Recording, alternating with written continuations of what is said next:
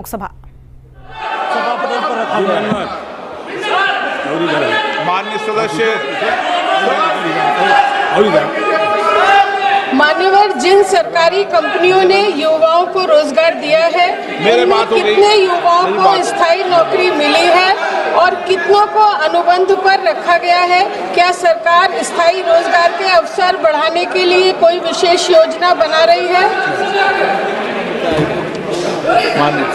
माननीय अध्यक्ष महोदय, माननीय सदस्य ने युवाओं के रोजगार के निर्माण के बारे में अपना प्रश्न पूछा है। मैं आपके माध्यम से सदन को बताना चाहता हूँ, पिछले 10 साल में मोदी जी के नेतृत्व में देश में रोजगार का निर्माण हुआ, युवाओं को एम्प्लॉयमेंट मिला और पिछले 1 साल में 16 महीने में ही भारत सरकार की ओर से 11 लाख से अधिक युवाओं को रोजगार मेला के माध्यम से रोजगार उपलब्ध कराया गया। माननीय अध्यक्ष महोदय, मैं उसके आगे बताना चाहूँगा कि यूपीए गवर्नमेंट के दरमियान 10 साल का हिसाब किताब करें तो 10 साल में केवल 3 करोड़ रोजगार निर्माण हुआ था, जॉब निर्माण हुआ था। लेकिन मोदी गवर्नमेंट ने 1 दशक में, हम नहीं कहते हैं माननीय अध्यक्ष महोदय, रिजर्व बैंक ने एक क्राइम डेटा डिक्लेयर करा है और रिजर्व बैंक आज से नहीं है, रिजर्व बैंक आज़ादी से के समय से है और प्रति वर्ष एम्प्लॉयमेंट के बारे में वो डेटा रिलीज करते हैं।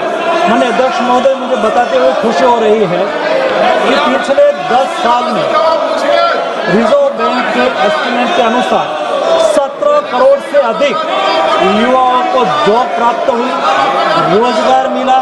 ये हमारी सरकार की युवा लक्ष्य नीति का परिणाम है। माननीय अध्यक्ष महोदय, मैं आपके द्वारा ये भी सूचित करना चाहता हूँ, मोदी जी ने रोजगार निर्माण करा और मोदी जी ने आने वाले 5 सालों में भी रोजगार के लिए कार्य योजना भी बनाई। जब मोदी 3 गवर्नमेंट का प्रारंभ हुआ और मोदी 3 गवर्नमेंट के पहले ही बजट में आने वाले 5 साल में 4 करोड़ से अधिक जॉब निर्माण करने के लिए 2 लाख करोड़ से अधिक रकम से खर्च से प्रधानमंत्री विकसित भारत रोजगार योजना भी अनाउंसमेंट करा और ये योजना का आज बहुत अच्छा नतीजा भी मिल रहा है और आने वाले दिनों में देश में 4 करोड़ नए रोजगार निर्माण में भी ये योजना का महत्वपूर्ण योगदान रहेगा। जिन सरकारी क्षेत्र की कंपनियों ने युवाओं को रोजगार दिया है उनमें अनुबंध आधारित नियुक्तियों की संख्या कितनी है और स्थायी नियुक्तियों की संख्या कितनी है? साथ ही क्या सरकार ये सुनिश्चित करने के लिए कोई कदम उठा रही है कि युवाओं को स्थायी और सुरक्षित रोजगार मिले? माननीय अध्यक्ष महोदय, युवाओं को स्थायी रोजगार उपलब्ध हो और युवाओं को गवर्नमेंट सेक्टर में, प्राइवेट सेक्टर में जॉब अपॉर्चुनिटी उपलब्ध हो, इसके लिए मोदी सरकार ने जो प्रयास करा है, कोई भी देश में जब मैन्युफैक्चरिंग सेक्टर बढ़ता है तो रोजगार निर्माण होता है, एग्रीकल्चर सेक्टर आगे बढ़ता है तो रोजगार निर्माण होता है। अलग अलग सेक्टर में जब देश में प्रोडक्शन बढ़ता है तो रोजगार का निर्माण होता है। मुझे माननीय अध्यक्ष महोदय बताते हुए खुशी हो रही है, देश में एग्रीकल्चर सेक्टर में 1 दशक पहले रोजगार निर्माण -16% था, वो आज बढ़ के 19% रोजगार निर्माण एग्रीकल्चर सेक्टर में हुआ है। माननीय अध्यक्ष महोदय, मैं मैन्युफैक्चरिंग सेक्टर की बात करूं तो पिछले 1 दशक में, जब यूपीए के 1 दशक में 2004 से 2014 केवल 6% मैन्युफैक्चरिंग सेक्टर में रोजगार निर्माण हो रहा था, पिछले 1 दशक में मोदी सरकार में मैन्युफैक्चरिंग सेक्टर में 15% रोजगार निर्माण हुआ है। वैसे ही सर्विस सेक्टर, जो आपने युवाओं की बात कही है, युवा खास करके सर्विस सेक्टर में ज़्यादा काम करते हैं।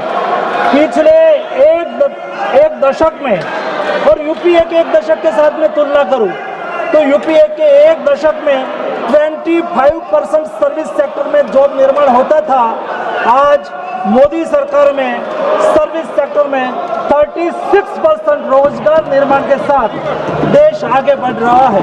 माननीय अध्यक्ष महोदय, अनएम्प्लॉयमेंट रेट देश में आज 3.2% है, जो डेवलप्ड कंट्री के बराबर है या तो डेवलप्ड कंट्री से कम भी है। ये स्थिति आज मोदी गवर्नमेंट में यूथ और देश के नागरिकों के जॉब के लिए सुनिश्चित करी गई है।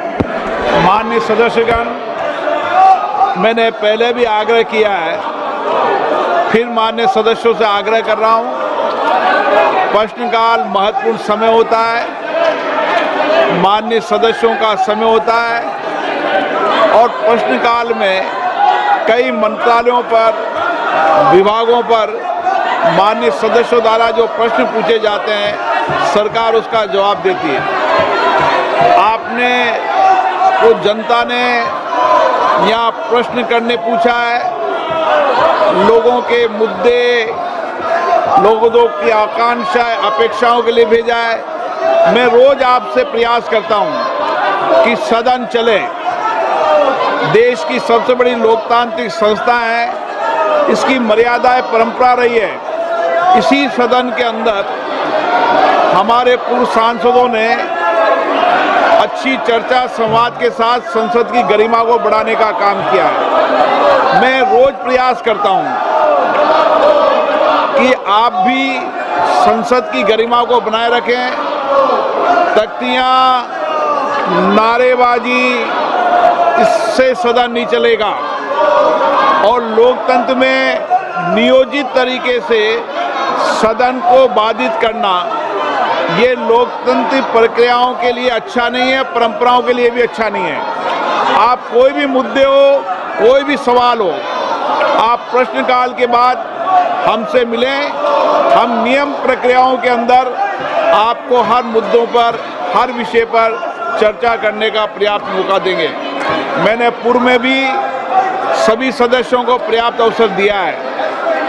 कई महत्वपूर्ण विधेयकों पर चर्चा होनी है, जिसमें आप सब माननीय सदस्य अपने विचार व्यक्त करना चाहते हैं, पर आप सदन अगर बाधित करना चाहते हैं, सदन नहीं चलाना चाहते, तो ये अच्छी परंपरा नहीं है।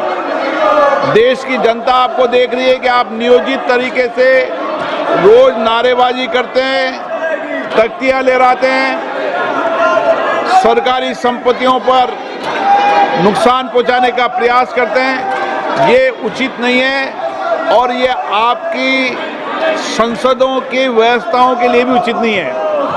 और विशेष रूप से आपको लाखों लोगों ने चुनकर भेजा है, जनता आपसे कुछ अपेक्षाएं कर रही, जाओ बैठे। समाजवादी पार्टी की माननीय सदस्यों ने प्रश्न पूछा, आप भी जाकर पूछे, मैं मौका दूंगा आपको। ये आचरण आपका उचित नहीं है, ये संसद की कार्य पद्धति के अनुरूप नहीं है। इसलिए जाइए बैठिए। आप सदन नहीं चलाना चाहते, प्रश्नकाल नियोजित तरीके से बाधित करना चाहते हैं, प्रश्नकाल, फिर मैं आपसे आग्रह कर रहा हूं, फिर मैं आपको मौका दे रहा हूं कि प्रश्नकाल के बाद हर विधेयक पर शून्यकाल में आपको हर मुद्दे को उठाने की परमिशन दी जाएगी। मुझे लगता है कि आप नियोजित तरीके से ही सदन को बाधित करना चाहते हैं, इसलिए सदन की कार्रवाई आज 2 बजे तक के लिए स्थगित की जाती है।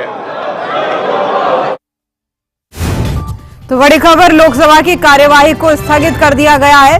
विपक्ष के हंगामे के चलते बार फिर से कार्यवाही को स्थगित करना पड़ा। एसआईआर मुद्दे पर विपक्ष ने